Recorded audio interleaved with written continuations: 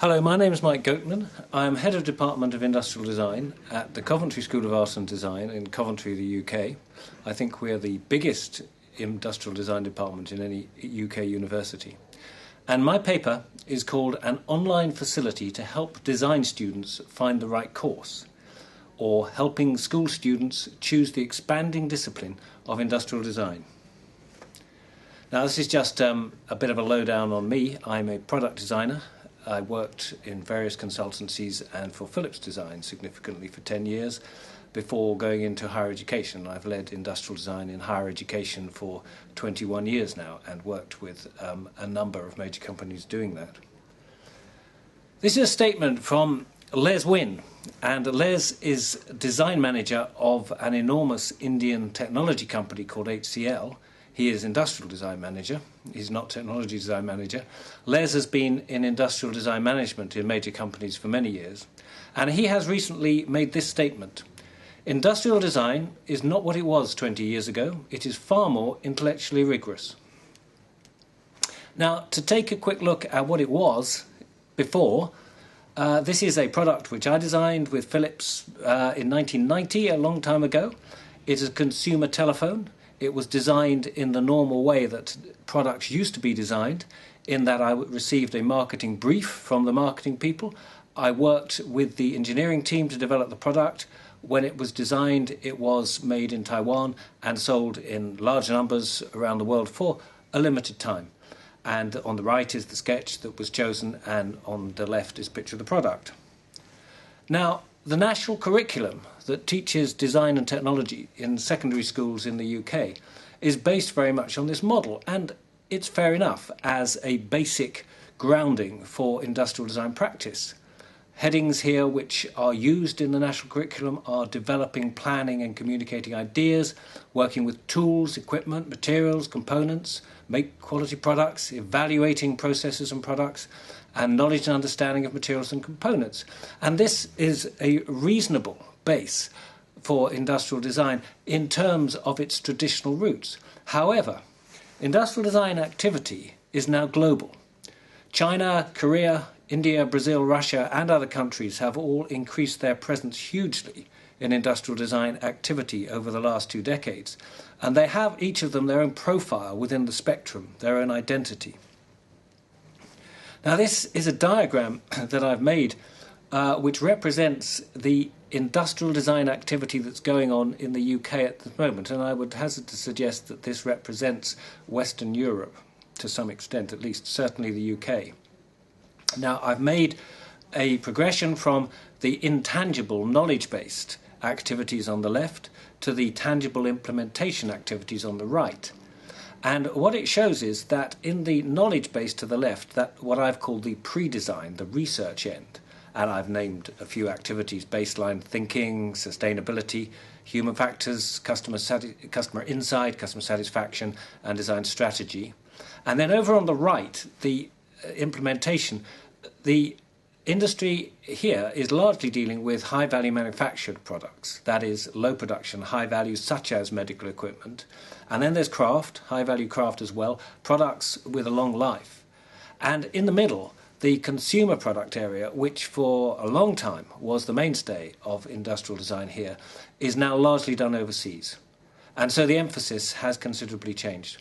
And onto this is put this statement, design thinking.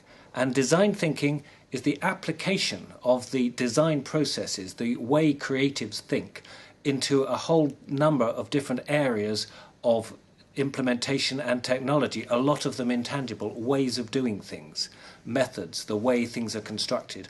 And the designing thinking discussion is one that has very much occupied the thoughts of industrial designers in the UK now for the last few years. Just to give some examples of this, and really in order to put some design in front of you, here's just a snapshot of a diagram made by my colleague Dr. Richard Barrett, who is a design researcher and an expert in empathic design. And it's just a snapshot within a research exercise showing a way of considering customer satisfaction, a way of monitoring, measuring and plotting customer satisfaction as a pre-design exercise to form a brief for the creatives. Here is a design by Chris Woodward of CWD, some very nice cafetiers which he did as an example of a consumer product. And as an example of a high-value product which actually encapsulates a lot of the research, a lot of the knowledge in the human interface design, and then the analysis of the product into something which has a high spec and a high requirement. Here's an example of a product by LA London Associates, one of the leading product design and development consultancies in this country. But here are some statements from designers, the people who own successful design companies. Will Bentle, a director of London Associates, used words including product proposition, in empathy, marketing dreams. Tris Keach, who was recently a design leader at Conran & Partners and PDD, talked about navigate the route ahead, insight and intelligence. Chris Woodward from CWD talked about cohesive design strategy, behaviours for a designer. John Knight, who's the director of Fraser Designers, a very long-established and successful London-based consultancy, understanding of cultural differences, systematic innovation processes. And Les Wynn, design manager at HCL, talked about management of emotion and coping with complexity. And topics which are often referred to under the heading of design thinking in this discussion are these: design-led thinking, co-design, creative realization, immersive problem-solving, participatory design tools, collaborative concept generation, design-led innovation, creative culture, design strategy, trend analysis, customer insight, socially responsible design, design incubation, challenging existing practices, enabling creative decision-making, empathic design, and decoding of visual information. Now, the national curriculum in the secondary schools is a reasonable basis for understanding practical industrial design. The breadth of the new era of industrial design is reflected in the different university offers, which vary in syllabus, content and experience. How is the student in school supposed to know which course is right for their aspirations, abilities and interests to equip them from the career that is right for them? And this paper makes the proposal for an online guide for applicants who are interested in studying industrial design to understand the courses on offer and get an idea which one might suit them. And it proposes this tool as a three-stage application, the first step being an action by the candidate, the second being an action by the system, and the third being a system output to feed back to the candidate. Now, the first step is for the candidate to input the profile about themselves. And in order to do this, I have suggested the use of the very well-established and successful Myers-Briggs Personality Indicator, the MBTI, which is a preference examination of the person, very much used and successfully in personal development. And the MBTI is based on the work of Carl Jung, and Carl Jung suggested that our brains work on a right and left function, which function in different ways, and we personally apply whichever side of our brain to any particular challenge or problem which suits us. And the way of mapping this is that he has suggested 4 pairs, which are opposites by which we can get a measurement of how our brains would like to work.